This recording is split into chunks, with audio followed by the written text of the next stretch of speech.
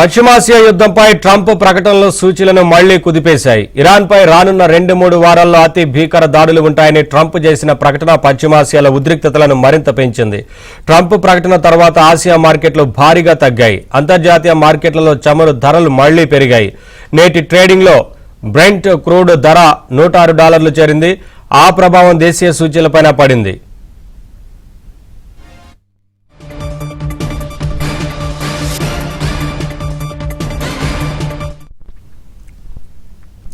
అంతర్జాతీయ మార్కెట్ల ప్రతికూల సంకేతాలు, పశ్చిమాసియా యుద్ధంపై ట్రంప్ ప్రకటనల ప్రభావం దేశీయ మార్కెట్ల సెంటిమెంట్ దెబ్బతీసింది. నేటి ట్రేడింగ్ను సూచీలు భారీ నష్టాలతో ప్రారంభించాయి. ఒకనొక దశలో సెన్సెక్స్ 1400 పాయింట్లకు పైగా పతనమవగా నిఫ్టీ 22,500 మార్కును కోల్పోయింది.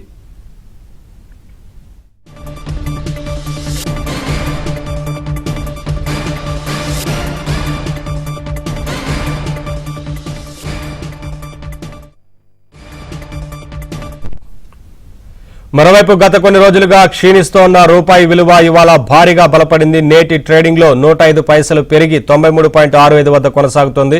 రూపాయి పతనాన్ని అడ్డుకునేందుకు ఆర్బీఐ మార్గదర్శకాలు తీసుకొచ్చిన నేపథ్యంలో రూపాయి విలువ పుంజుకున్నట్లు నిపుణులు చెబుతున్నారు. ఇదే అంశానికి సంబంధించి మాట్లాడేందుకు ప్రముఖ బిజినెస్ అనలిస్ట్ రత్నాకర్ గారు మనతో పాటు ఫోన్ లైన్లో సిద్ధంగా ఉన్నారు. వారితో మాట్లాడి మరిన్ని విషయాలు తెలుసుకుందాం. రత్నాకర్ గారు నమస్తే అండి. సార్, ఏం చెప్తారు? ఈ మార్పులకు కారణం ట్రంప్ ప్రకటన అనుకోవచ్చా? అంతర్జాతీయంగా నెలకొన్న పరిస్థితుల గురించి ఏం చెప్తారు? అంటే నిన్న అందరూ అన్నారంటే ఇరాన్ లుకింగ్ ఫర్ పీస్ అని చెప్పి ఒక న్యూస్ వచ్చింది. మార్కెట్ చాలా పాజిటివ్ రియాక్ట్ అయింది. ఇవాళ మార్నింగ్ మనం టీవీలో చూసాం ట్రంప్ గారి ప్రకటన. నా మాట వినట్లేదు, మొత్తం అంతా డెజర్ట్ చేసేస్తాను ఇరాన్ అని చెప్పేసి పెద్ద న్యూస్ ఇచ్చాడు. So it is very negative for the company అండి. అదే ఓవరాల్ కంట్రీస్ కి అన్నిటికి కూడా దాని ఎఫెక్ట్ బ్రెంట్ క్రూడ్ ఆయిల్ పెరగటం, దాన్ని నెగిటివ్ గా మార్కెట్ చూడటం జరిగింది ఇప్పుడు. So that is only one of the reason అండి, ఇంకేమీ లేదు యాక్చువల్గా. డాలర్తో కంపేర్ చేసినప్పుడు రూపాయి సిచ్యువేషన్ మార్కెట్లో ఎలా ఉందంటారు? ప్రస్తుతం ఆర్బీఐ కొన్ని చర్యలు కూడా తీసుకుంటా ఉంది కదా.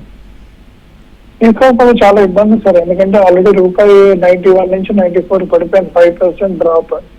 అండ్ ఈ కరెంట్ గా కూడా మీరు చూస్తుంటే మోర్ దాన్ 12% డ్రాప్. అంటే డిపెండ్ అయిన చాలా ఇంపోర్ట్, మన India is very import driven organization. ఈ ప్రైజెస్ ని తట్టుకొని ఇన్ఫ్లేషన్ కంట్రోల్ చేయడం అంటే చాలా కష్టము. దాన్ని కంట్రోల్ చేయాల్సిన టైం వచ్చింది. వాళ్ళు ఎఫర్ట్ పెడుతున్నారు. బట్ మోస్ట్లీ ఈ వార్ కనుక ఇంకొక 2-3 వారాలు కంటిన్యూ అవుతే రూపీ 100 రూపీస్ దాటే అవకాశం ఉందని అందరూ అంటున్నారు యాక్చువల్లీ.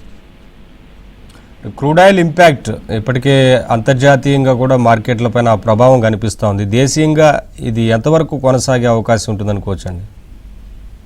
సార్, ఈ వారం ఉన్నంత కాలము, వార తర్వాత కూడా 6 నెలల నుంచి 9 నెలలు ఉంటుంది సార్ ఇంపాక్ట్ ఉంది. ఎందుకంటే వీళ్ళు అనవసరంగా వాళ్ళు ఆయిల్ డ్రింక్స్ మీద వాటి మీద బాంబింగ్ చేస్తారు. అవన్నీ రికవరీ చేసి స్ట్రీమ్ లోనే ఆయిల్ నార్మల్ ప్రొడక్షన్ రావడం ఎట్టి పరిస్థితుల్లో కూడా it will take at least 5-6 months అనేది వాళ్ళు ఇరాన్ వాళ్ళు కూడా ప్రకటించారు, సౌదీ వాళ్ళు కూడా ప్రకటించారు. సో ఇదొక 6 to 8 months ఉంటుందండి ఈ కరెంట్ ఫైనాన్షియల్. అందుకనే మోడీ గారు మొన్న కామెంట్ చేశారు కదా, మీరు చూసుంటారు. కోవిడ్ లాంటి సిచ్యువేషన్ అంటే లాక్డౌన్ కాదు, కోవిడ్ కాబట్టి